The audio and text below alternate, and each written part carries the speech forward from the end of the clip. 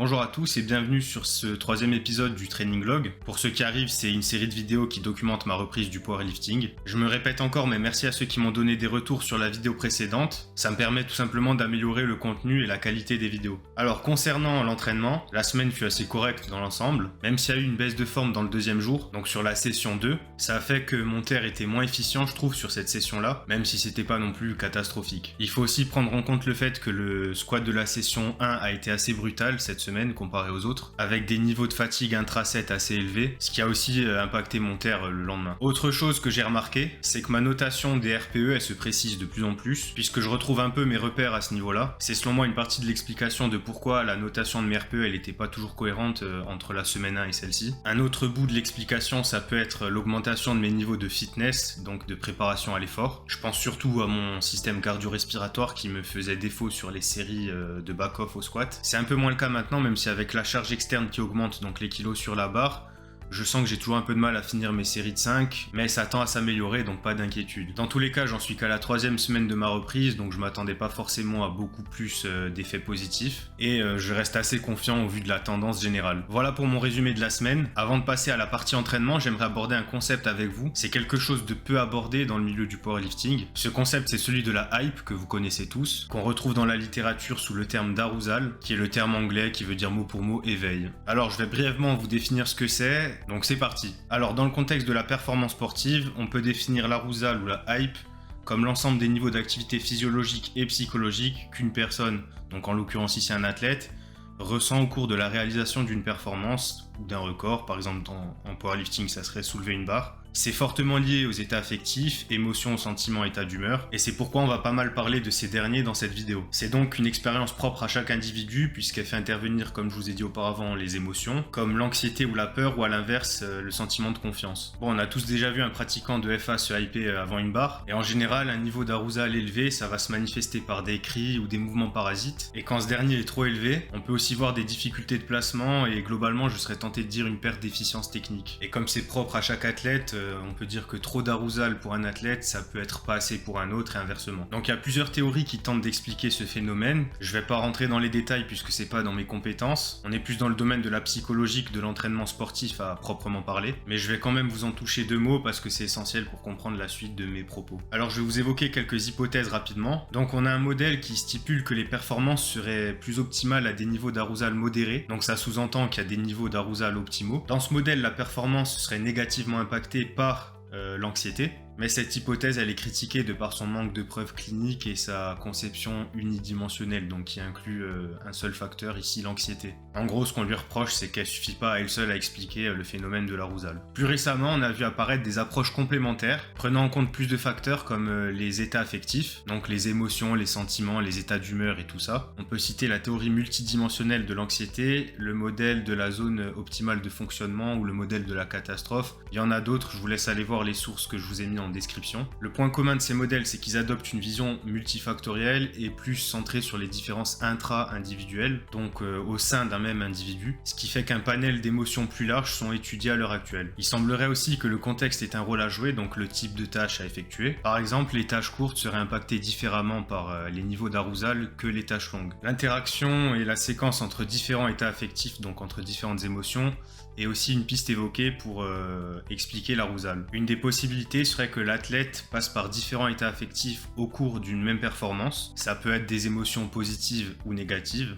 Et la réponse de l'athlète sur sa performance sportive s'adaptera au fur et à mesure des données qu'il récoltera, donc des émotions positives ou négatives. Par exemple, en force athlétique, un athlète peut passer par des émotions comme l'appréhension avant une barre lourde, la confiance ou un sentiment de contrôle lorsqu'il déraque, s'il sent que la barre est pas lourde, et s'il rate sa barre, un sentiment de culpabilité ou de colère. Alors en pratique, pour les athlètes dont les émotions négatives impactent trop négativement du coup leur performance, il existe des stratégies visant à augmenter leur confiance et leur concentration à l'effort. Une des stratégies peut être de placer l'athlète dans un environnement challengeant plutôt que menaçant. Donc ça peut se faire à l'aide d'instructions ou par exemple en lançant des défis à l'athlète ou par d'autres techniques. Je pense notamment à la technique qu'on voyait passer un moment sur les réseaux qui consistait à cacher les poids de la barre avec des sacs poubelles ou d'autres choses, ça peut être perçu par l'athlète comme une suppression de la menace, mais ça reste à vérifier, je suis pas sûr que mon explication soit la bonne, donc soyez prudents avec cette info. D'autres études ont montré que le soutien social, donc l'appui d'un coach ou l'encouragement de ses camarades d'entraînement,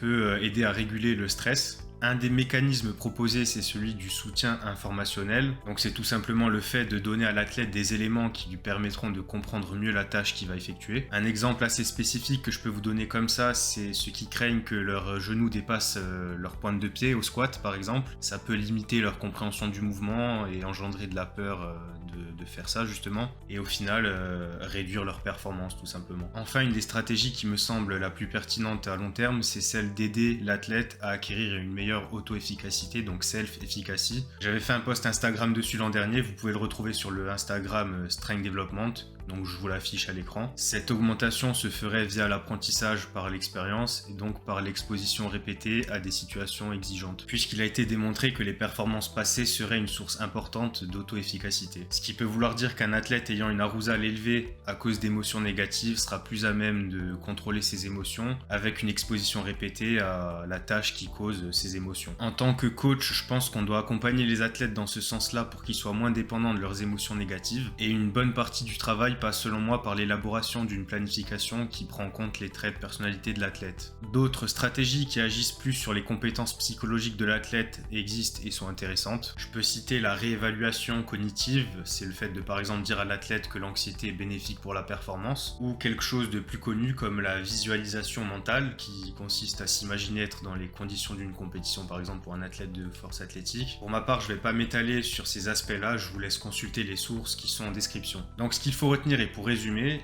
il semblerait que l'arousal, donc la hype, soit liée à un panel d'émotions assez large qui reflète la personnalité de l'athlète, qu'elle soit introvertie ou extravertie. Les émotions positives comme la confiance semble jouer un rôle plus important que les émotions négatives comme l'anxiété. À noter que puisque c'est une expérience personnelle, il y a une certaine variance observée entre les individus. Par exemple, dans mon cas, des sentiments comme la sensation de facilité ou tranquillité à l'approche d'une barre, qui est considérée comme impactant négativement la performance dans la littérature, tendent à m'être bénéfiques alors que pour d'autres, c'est l'inverse. Alors pour finir, je vais vous donner mon avis.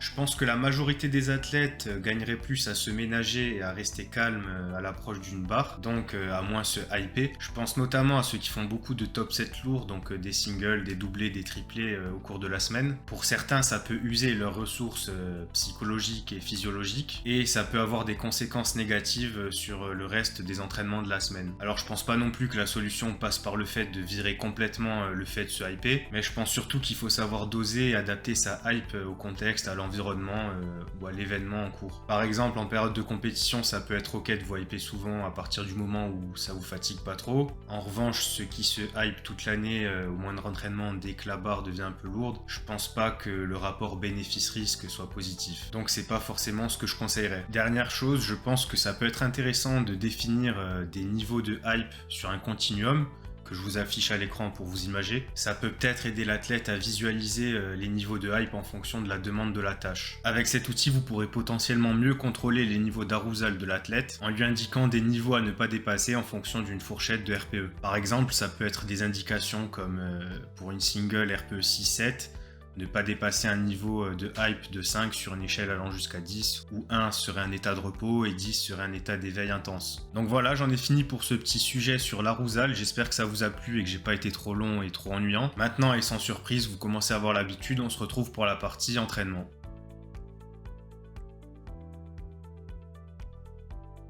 On attaque par la session 1 que j'ai faite le mardi, donc single au squat avec back-off en série de 5.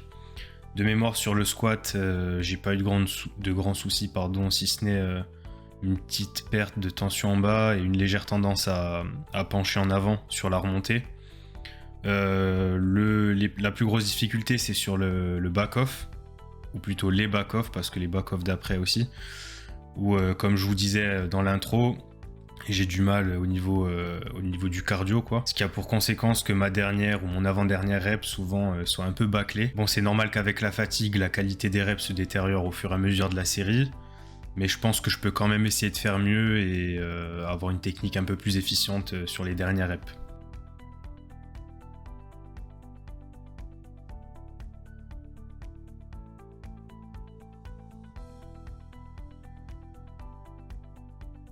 Concernant le bench, je suis assez content, je constate une amélioration technique. Je pense surtout à la pose en bas, où j'ai beaucoup moins de mal à maintenir la tension avec mon grip large. Pour la single, j'ai baissé la charge comparé aux semaines précédentes, où j'avais mis 120, mais j'avais tout le temps overshoot, donc là j'ai préféré assurer le coup. Je me suis un peu précipité sur la pose de la single et je l'ai un peu bâclé, mais j'ai pu corriger le tir sur les back-off juste après. Sur cette session, j'ai aussi réussi à sortir un peu plus ma cage thoracique et à la maintenir plutôt bien placée au fil des séries. Et je peux remercier le grip de mon t-shirt parce que c'est vrai que c'est pas facile de rester en place quand les bancs glissent. Donc voilà pour les extraits que j'ai pu vous filmer de la session 1.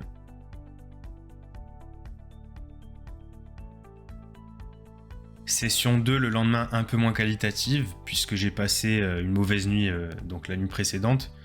Je suis arrivé à la salle du coup avec une fatigue globale un peu plus élevée que d'habitude et une motivation à l'entraînement un peu moins élevée aussi. A noter aussi que l'entraînement squat du jour d'avant a aussi impacté négativement ma récup. Pour le coup tout ça a pas trop impacté mes charges au terre mais surtout ma qualité technique. Et pour le bench, j'ai quand même dû adapter la charge par rapport à ce que j'avais prévu en arrivant à la salle. Mais malgré tout, le boulot a été fait, donc ça c'est le plus important. Et voilà pour la session 2, je vous laisse défiler les extraits et on se retrouve juste après pour la session 3.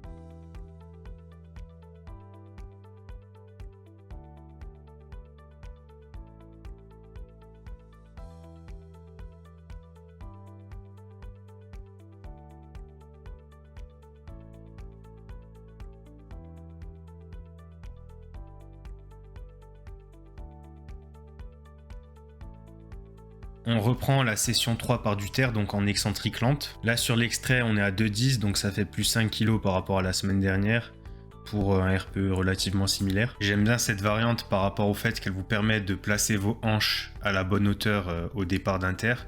Donc c'est visible à partir de la deuxième rep. C'est valable à partir du moment où vous relâchez pas la tension d'un coup en bas de chaque rep. Donc ça implique de contrôler un minimum l'excentrique, comme vous me voyez faire là en fait, et de pas se laisser emporter par la charge. Donc autrement, ça perd tout son intérêt dans ce cas-là.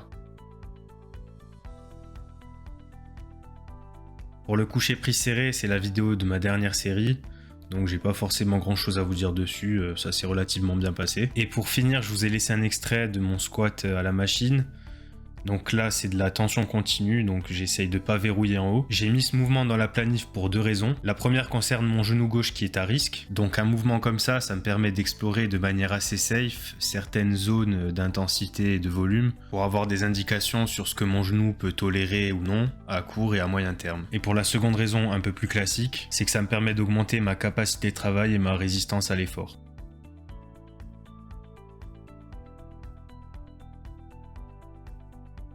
Ok les gars, c'est tout pour cette vidéo. J'espère qu'elle vous aura plu. Je vous invite à laisser vos avis dans les commentaires. Et si vous avez envie, n'hésitez pas à discuter à propos du sujet que j'évoquais dans la première partie de la vidéo. C'est tout pour moi, donc je vous dis à bientôt dans une prochaine vidéo.